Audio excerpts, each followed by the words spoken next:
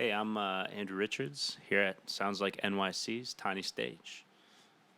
The first tune I'm going to play for you today is a song I composed called Andalusian Love.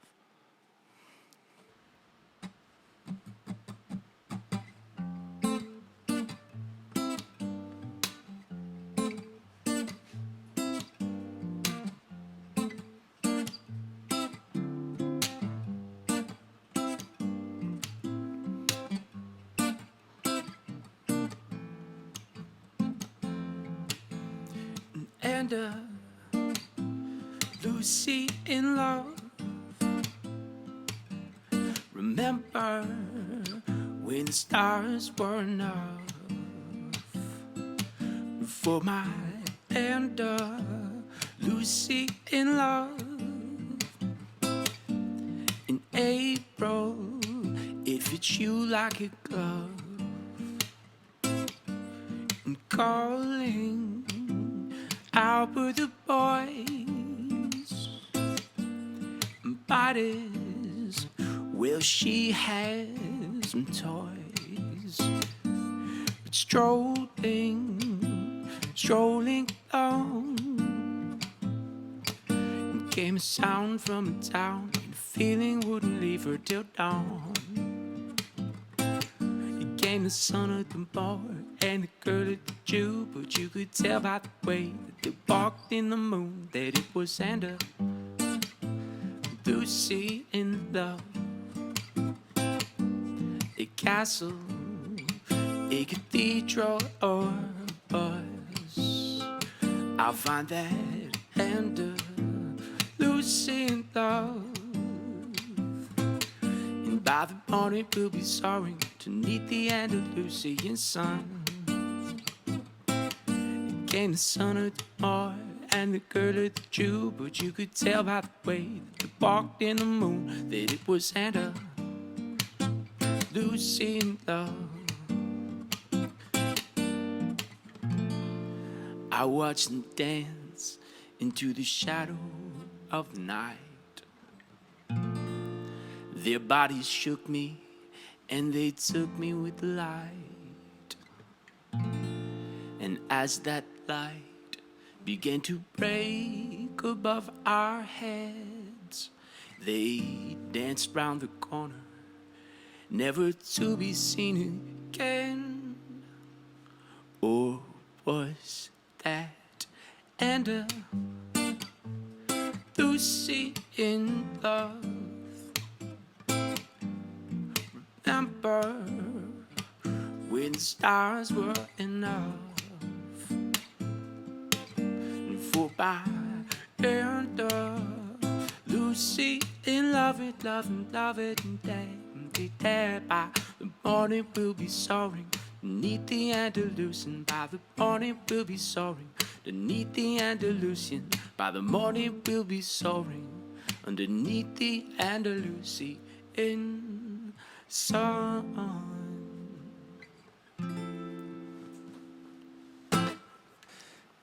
Great job, Andrew. Welcome to Sounds Like NYC's Tiny Stage. For those who don't know, it's Daniel behind the camera because we can't afford more than one camera at the moment. But yeah, Andrew, thank you so much for coming on Tiny Stage. So, I mean, we've met through my job like at Pete's Candy Store, but just like, I don't know, what is your elevator pitch for you as a human, as a musician? Sure, yeah. Well, thanks for having me. Gosh, elevator pitch. I don't spend too much time in elevators. Try to stay on the ground level. No, I'm from Vermont originally, and I moved to New York in September, and I've been playing, music and listening to music kind of my whole life. And the way that I just describe where I'm at is I think I've been practicing every day for maybe the last 3 to 4 years. So that's where I'm at in my journey. But yeah, it's been a real pleasure to be here in the city and Yeah. feel like I'm learning a lot. Yeah, because with the band that you're also in, if I'm not mistaken, you guys met in Vermont, then moved here, or did you guys meet over here? Sorry if I Yeah, got the no, details we wrong. met here. Uh, all of us really have a strong love and foundation in jazz music. And one of the beautiful parts about New York and the jazz community is there are so many different opportunities and open jam sessions where you can get together and meet and play with people. And so it's been I met all of them through that. So down at Smalls and Bar Bayou, Minton's Playhouse. Yeah, Yeah. yeah. I tried going to Smalls once. It was not a good night. Like it was like a Tuesday night, but it was still like packed. I mean, Yes. it is small after all, but still, yeah, I was like surprised. But like, yeah, it seems like a really cool place. Yeah. So like, did you just like move here? I mean, I guess it's kind of like the kind of not like a cliche, but kind of like the thing to do to you just like move over here. Wanting to pursue music and stuff like that. But Sure. why New York City and not some other place like Nashville, even down in some parts of like Georgia, or yeah? So like, why like over here? Oh man, to me, I think number one, it's the rich like confluence of cultures. You have so many different waves of migrants coming here throughout history, and so because of that, there is so much history, and I love those layers. And then secondly, I think is because there is such a strong jazz culture here in New York, and there's opportunities to play and hone your craft, so to speak, every single night. Yeah. So like, did you ever like study jazz like academically, or has it just always been sort of like a self-taught, or like you like had like a teacher or anything? Like, what was your process of getting into jazz? Yeah, I did some plays when I was growing up in elementary school, and so a lot of those musicals have very similar. There's a crossover in a lot of the repertoire, and so while I suppose there's more of an improvisational aspect in jazz as opposed to musical theater, there is a lot of the Gershwin, Irving Berlin. A lot of those are very similar songs. So I never studied it academically. I didn't go to school for music, but I've been, trying to study it. I've probably taken the most academic approach to music than any other form of formal study in my life. Yeah, I feel yeah. like I'm trying to be very diligent about it. Yeah. I mean, do you still do anything theater related, or is that like past you? Oh man, I haven't since like maybe seventh grade. Okay. See, yeah, so like long It's time been ago. a long time. It's like Yeah. elementary, middle school. Got it. Yeah. Well, let's get into your second song. Cool. Yeah, which will be. This is called West of Domino. I wrote this song a few months ago, and actually, ironically, this studio here is about a couple blocks from where this song takes place. Yeah, a Dom- couple blocks. Don't you mean like right across the street from like Domino Park? I guess Domino it's like Park, yeah, that's we're right. like right across the street from there. Yeah. So this tune is about a selkie, which is What's in that? it's in Scottish mythology is a creature, a seal that comes to shore and sheds their skin in order to come on land. And in this mythology, typically they were beautiful women once they took their seal skin off, and the men would steal their skins and marry the women, and so they couldn't go back into the water. Wow. It's a pretty dark tale, and I remember hearing a Scottish folk song about that when I was really young, and it was very impactful on me. And so this is a bit of an allegory to somebody coming over the East River and a selkie in the East River, and how it's not really my place to steal their skin if they want to go back over the river to Manhattan. Yeah. I gotta let them do that. So, but historically, it's really interesting because they think that it was the Sami or Semi people from Finland that Yeah. were in their canoes wearing those seal Oh. skins, and they would get saturated with water and take them off and dry them on land, and that's where that sort of mythology came from. Ooh, interesting. So this is about a selkie in Domino Park, which is right next door. Yeah. Let's get into it. Cool.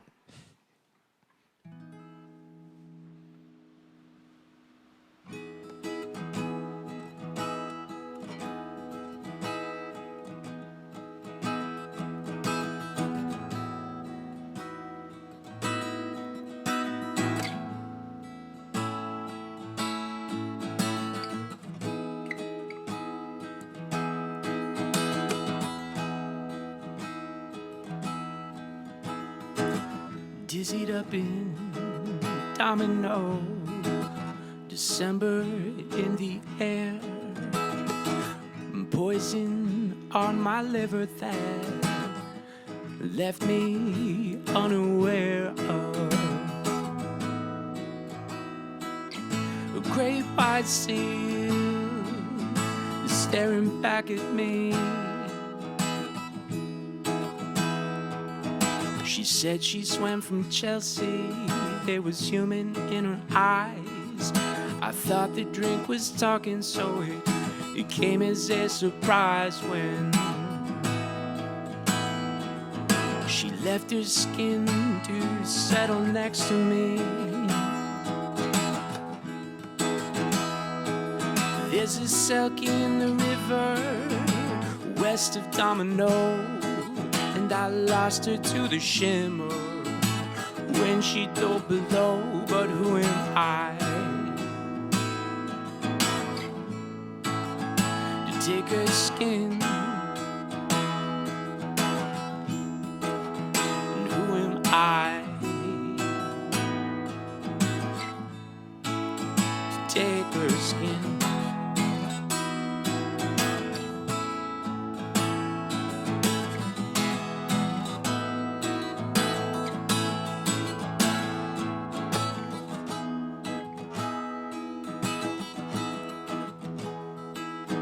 We made our way to Lucky Dog, the only place I'm strong. She drank a pint of whiskey and crushed me with a song.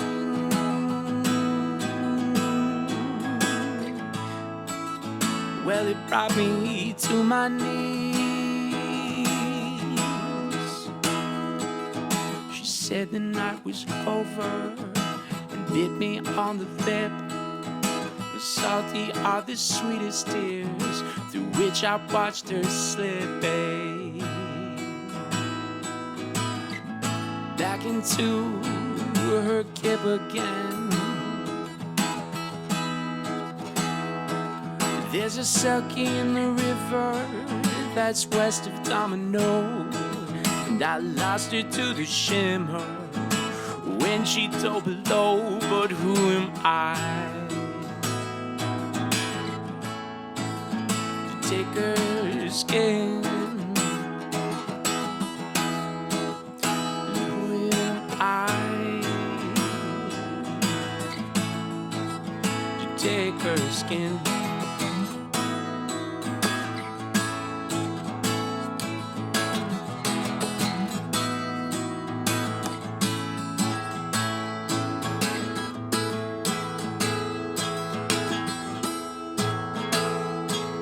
There's a selkie in the river west of Domino, and I lost her to the shimmer when she dove below. But who am I? And who am I to take her skin? And who am I to take her skin?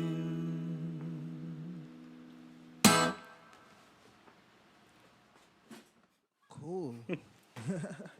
So, before you performed the song, you were just like talking a bit about the, I guess, I can't speak. The inspiration for it. Like, how Sure. does your songwriting process usually go? Oh yeah. I think probably the base of my songwriting process is just kind of being a diligent student of the human experience. So I take a lot of notes, just on everyday things that some people might see as minutia or monotony, and I just take notes on it. And then I also read a lot. I read a lot, I and really want to start reading. Like, that's like one of my, I guess, New Year's resolutions. I want to start getting into these newfangled books. fangle books. They're a wonderful resource, and you can learn a lot. You know. Do you like usually read nonfiction or just like a mix of nonfiction and fiction? I try to read a little bit of both. Right now, I'm reading Up in the Old Hotel. It's actually a Joseph Mitchell, and it's all about characters in New York City. And he was a reporter in the Depression era, Ooh. and so he reported on a number of things, and these are short stories about different characters you would have met at this time period. It's Oh, that great. sounds really It's cool. great. Yeah. Yeah. Yeah. Yeah. So I guess when you go ahead with like I guess lyric writing, like is it like are you going at a very analytical sort of like you're trying to build a narrative with your lyrics, or is it kind of like a more song by song basis? Yeah, so I guess I have, my notes, right, on one side, and then on the other side I keep notes in little voice memos in my phone, Mm. usually of melodies or harmonic structures, things that I hear, and these two lists kind of are constantly in flux, and every once in a while, both sides of them they add up, and that's the catalyst for a song, and from there they tend to kind of write themselves pretty quickly, but either an idea on either of the lists could be there for a couple years, quite a long time before it finds the right partner on the other side of the Oh list my god. Okay, to I uh see. to meet up. And yeah, when it comes to writing the words themselves, I think a lot of times I try to let the melody of the song kind of dictate what words I can use. So, in other words, specific like phrasing of certain words, the melody will lend itself better to, and I won't try and cram certain syllables in there. I try to be flexible Yeah. with that, and whatever comes out sounding the best is what I usually go with. Oh, okay, I see, I see. So I guess or not that I guess. Um so what will your next song be about? Like Mm. can you give us a bit of like insight into it? Sure, yeah. Yeah. The next song I'm gonna play is called "Blue Skies Ahead."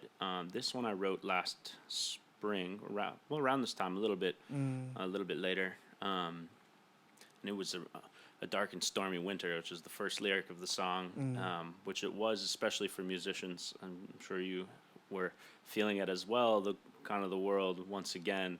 We've been on quite an emotional roller Yeah, coaster, yeah, yeah, for especially as sure. performing artists. And so we had been at the end of a dark and stormy winter, and it was like, all right, here we got springtime again, and where I was living in Vermont, Yeah, that sounds absolutely beautiful. beautiful, and people come outside again, and you could socially distance and listen to music and play for other people.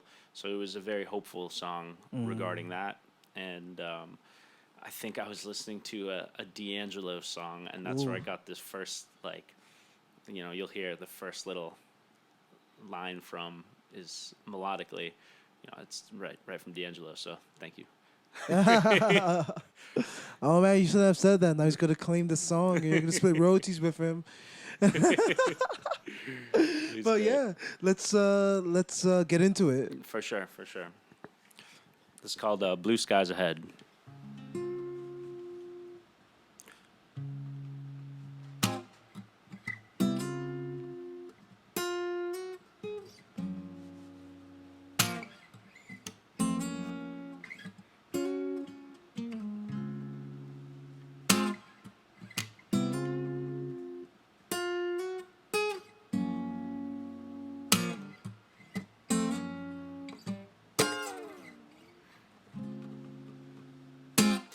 It's been a dark and stormy winter.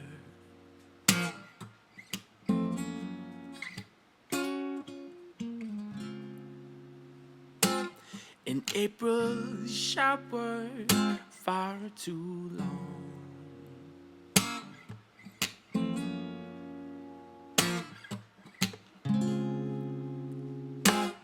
And haven't seen you turn that sundress from purple and red straight to my head. Since last autumn song, blue skies ahead, light to adorn you, straight to my head. Grow strawberries wild, blue skies ahead, and how I adore you. Straight to my head, your strawberry smile.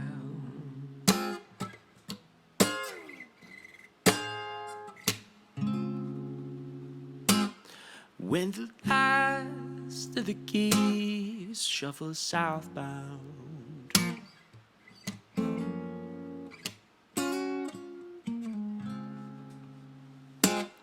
why they take them, son, I don't know.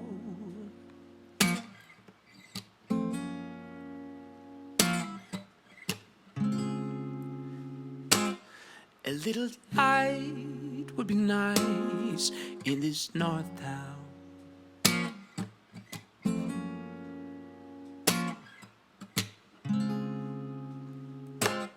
But I think that sweet son, he knows blue skies ahead, light to adorn you,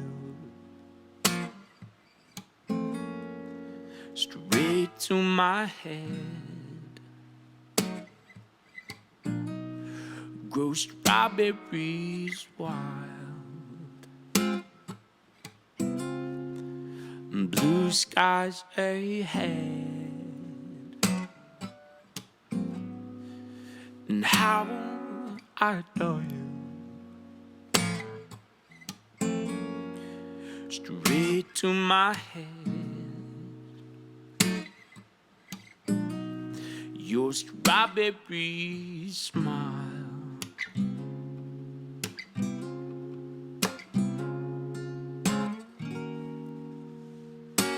Well, it's not that I'm afraid of thunderclouds,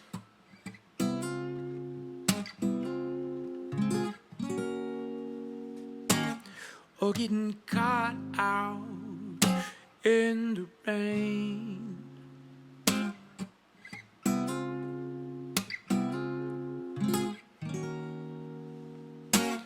But given the choice between us and fun, or us on the run, I'd choose sunny you any day. And blue skies ahead, light to adorn you, straight to my head. Grow strawberries wild, blue skies ahead, and how I adore you. Straight to my head,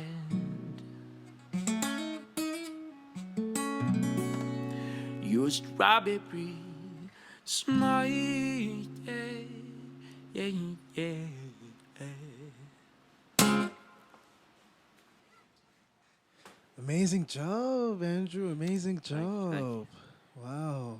Have you released any music like out on your own or just with your band, or is it vice versa? I've released a few things on the major streaming platforms, all of which are very DIY. Yeah. The first one was a very simple tune that I actually recorded in my closet during the pandemic. Nice. It was good. My good friend Peter Horger plays trumpet on that. Another, I released a full live album. Many of these songs was actually the first show we did together as a band in New Okay, York City, yeah. and that was at the Bitter End. Yeah. And that was really fun. It was like really kind of the first time we'd all played together. Yeah. I think we'd had 2 rehearsals before that show, and I mean they're all such brilliant musicians that they picked it up very quickly, and there's a real energy, being the first time it was Nice. played. Nice. Yeah. Okay, I see. Cause I guess we talk about your like influences, or I guess influences that aren't exactly musical, but like who are some of the musicians that have inspired you the most, or kind of like influence your music, like musicians that you yourself want to emulate. That's a good question. Recently, well, I found that many of the musicians I've really been listening to are trumpet players. So I've Interesting. I've been Do you play trumpet? I've been studying the trumpet for Ooh. since June. Since June, so not very long. Yeah. But the reason I started it is because I found I was like, man, I really love this. Like Clifford Brown's, Chet Baker, Miles Davis, Clark Terry, all these guys. Yeah. And this is who I want to sound like when I'm singing. So I should probably try and learn how to play the horn a little bit so I can relate to them a little more. How does one kind of like translate or like horn or like trumpet playing into like vocal melodies? Yeah, they're very similar because you're playing one note at a time. So Yeah. similar to singing, it's not like a chordal instrument. So and just it's very expressive, and a lot of the breath support and the phrasing, the way that people I really like Chet Baker and Clifford Brown and Miles, like they really linger on certain notes longer than others, and you can do the same thing vocally, and it's really impactful. Yeah. And adds a lot of that human element to it. Oh. So them, and then singers I love like Nat King Cole and Ella Fitzgerald, Sarah Vaughan, Yeah. all those. That Have whole you crew. listened to any music past 1990? 1990? Lately, yeah. Yeah, for No, I'm just sure, joking. for sure. Just because kind of like your like influences, like majority if not For all of them are sure. kind of like, which is like no problem at all, no problem Yeah. at all. But like yeah, like because we had a so recently like we've had kind of like another jazz singer on, and we Sure. were kind of like asking her about what some of her more modern influences are, because she was like naming off kind of like older jazz musicians, which Yeah. is like nothing wrong, but like Sure. what are some like more like modern jazz musicians that you think are really going to be like the next generation of like jazz? Yeah, well, the genre of jazz, right? I mean, It's like huge, yeah. it's means different things to different people, and yeah. so I really love like Snarky Puppy. Oh, okay, Or, some more like Snarky- fusion, yeah, jazz some of fusion, stuff like fusion that. stuff Yeah. is so good, and then you know, like Anderson .Paak. Oh, okay, yeah. Love, Really, I didn't know he was considered jazz, but I guess I don't know. he's Like, it's yeah. it's one of those genres that Yeah. I really he's not necessarily jazz, but I love what he does. Yeah, And yeah. There's a lot of cool hip hop artists. I really love Mac Miller. And, Yeah, yeah. Chance the Rapper. People Yeah. that like they use more interesting harmonic structure to accompany their sounds and interesting rhythms, and there's so many great musicians, Yeah. talented musicians Oh out there. man, if you're looking for interesting harmonies and melodies, like I mean, you probably know, but how familiar are you with like kind of like Cassiope? I'm not sure. Yeah. Oh, like Yeah, you should check you'll have them to out. send So me- they were, send me some or they are a jazz fusion band from like Japan, Okay. and basically Cool. they got like really popular like in the West like a few years ago, because basically like on like Reddit, this one guy discovered like one of their vinyls just like randomly, and like he was like saying on Reddit how this like album was like some of the most amazing things that like he's ever heard, and how like changed his Just life. life and One of those things where like this like one random guy found this band and basically revitalized their career, or Cool. at least revitalized their popularity. But even like stuff like even like I don't know how familiar you are with kind of like city pop, which is kind of like a subgenre of a subgenre, but it's essentially 80s Japanese pop music, but Oh, their cool. pop music City pop specifically has a lot of like jazz influences in it, so I think that's something. It's old, but it's new at the same time. I think that's Cool. something that you'll be interested in, Oh, for kind of like sure. the whole genre of like city pop. Yeah, so let's move on to your next song, and that song would be This song's called Coffee at Maddie's Place. yeah. So this tune is about, I was just playing these chords one early morning in southern Spain after the pandemic, once we'd been allowed outside again. This was back in, I guess, spring of 2020 now. So we'd been all locked inside for about 49 days, and so we all went to the coast after we were we were allowed outside again. Got an Airbnb, a bunch of friends and myself, and Maddie and I happened to be up early one morning. We were drinking coffee. She was like, "You never wrote a song for me," and so I was like, here's a song for you. It's called Coffee at Maddie's Place. Nice. So So where is Maddie now? Maddie, we're actually all gonna have a little Spain reunion back. I just bought Oh, my tickets the other day. We're oh, gonna go. Haven't been back in nice, 2 years, so going nice. back in May. So she lives in Kentucky. Who can? I forgot that was a state legitimately. There's a lot of them, right? 50. Yeah. Got a lot to keep track of. Oh my God, Kentucky! Yeah, awesome. That's a lot. Yeah, well let's start the serenade. Cool.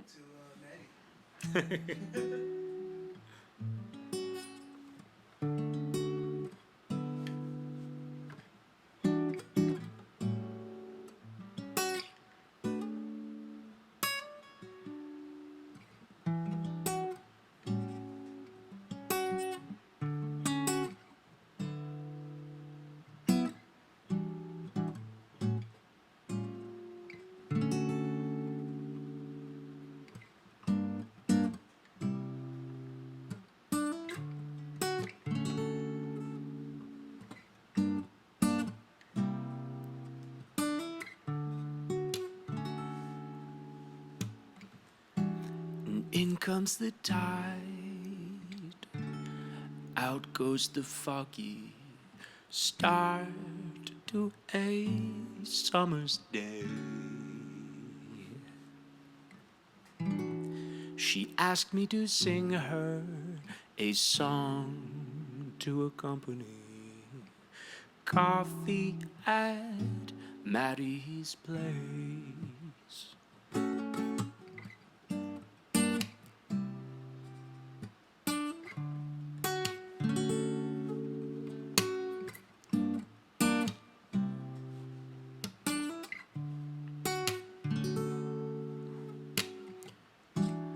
You like it black as the night, I'll take sugar, and sweet as the stars in the sky.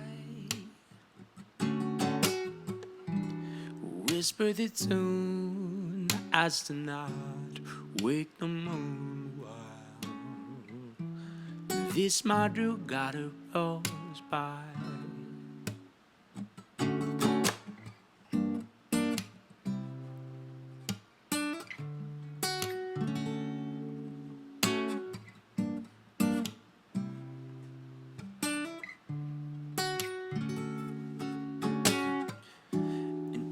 Comes the tide, out goes the foggy start to a summer's day. She asked me to sing her a song to accompany coffee at Maddie's place.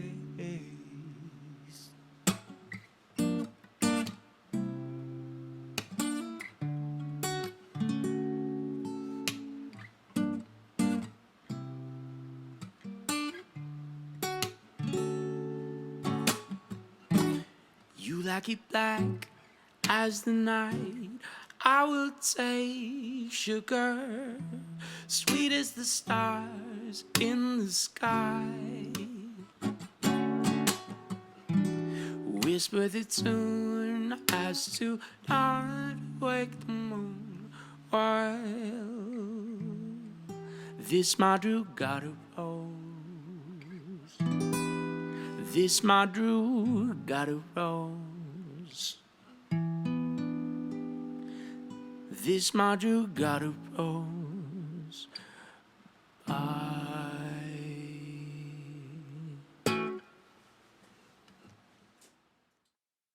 I bet Maddie must be very happy that she has her own song. Like she'll take that to the grave. That's like an heirloom. You can just pass it down from like It's all generation about to timing. generation. Yeah.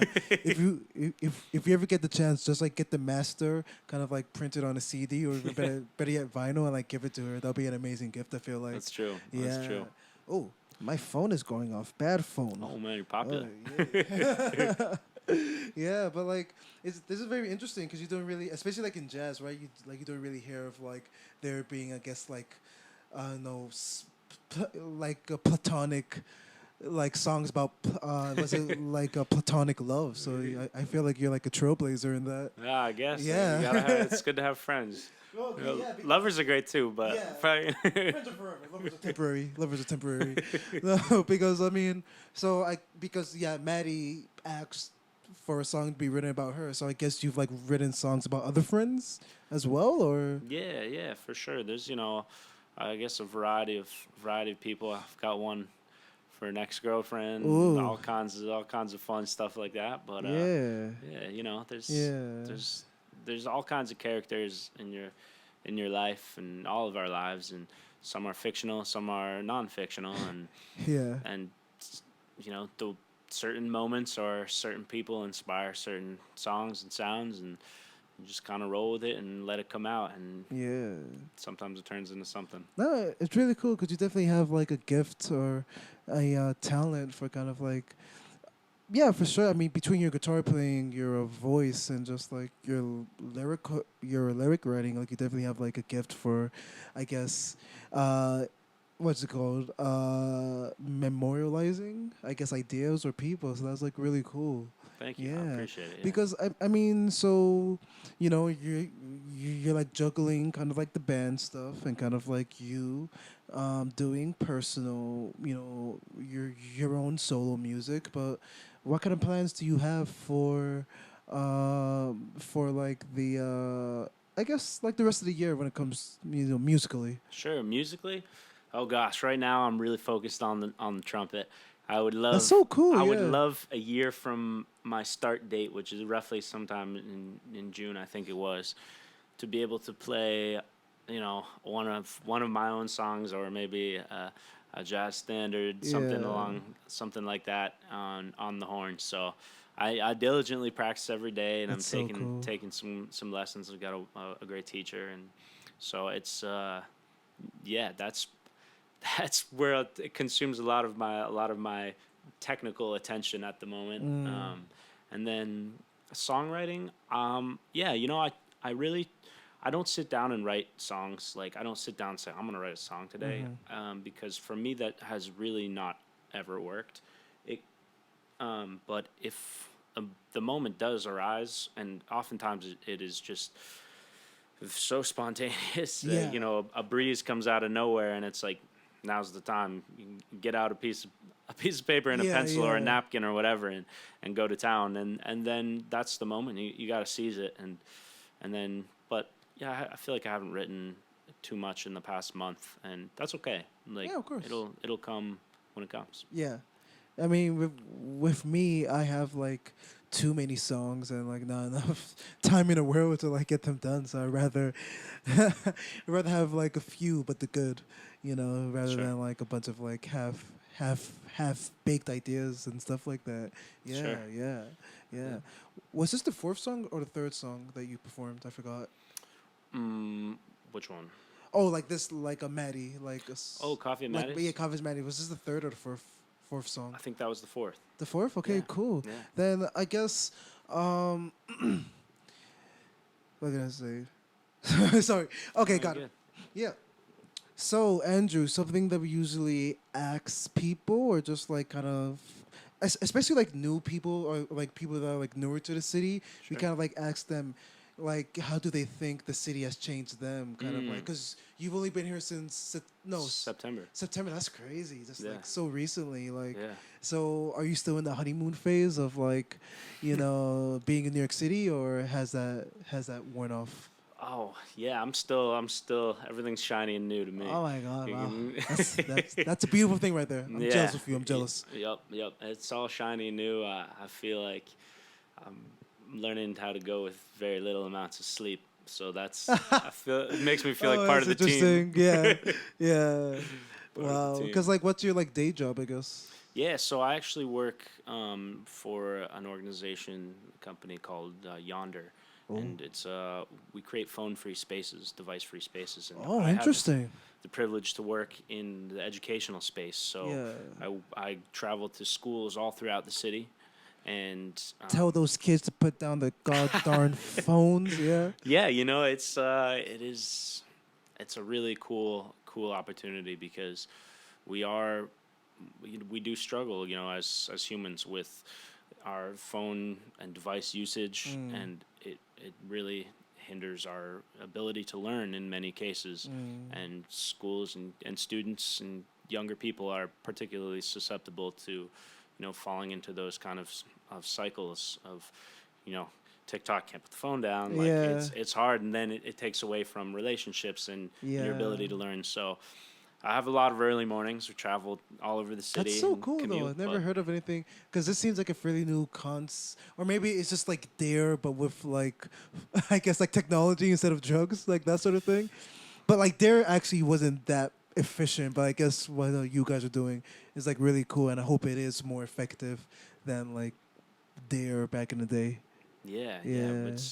we live in a different world now, and it's we want to be able to interact with one another in a positive way Yeah, of and course. Yeah. take our faces out of the screen from Yeah, time to time. So yeah, and you're fighting the good fight against Facebook or against Meta now, right? Yeah, oh, what you life's guys a are doing? balance, you know. Yeah, I'm not against. I'm not. I don't think any of us are really against technology as a whole. oh, It's of course just not. it's Yeah, like it's a balance, you know. You yeah, just like you can't eat the same thing every day, and mm, you can't do the same movements every single day, moment of every day, because mm, it'll wear on you. So it's yeah, a yeah, balance. yeah. Because it's crazy. Because I also work at a restaurant, and it's always like I see like young families all the time.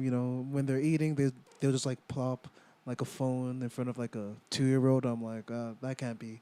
Let's see, starting them off young.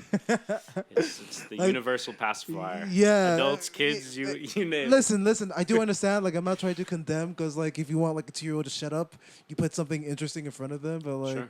yeah, like that can't be good in like the long run of just like development, I guess. But like, yeah, yeah. But again, Andrew, thank you so much for coming on. Thank you for having me. Fantastic musicianship, fantastic performance, and yeah, just like let us know where can people find you.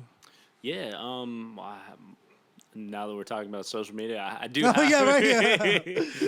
Yeah. I do have an Instagram and a Spotify.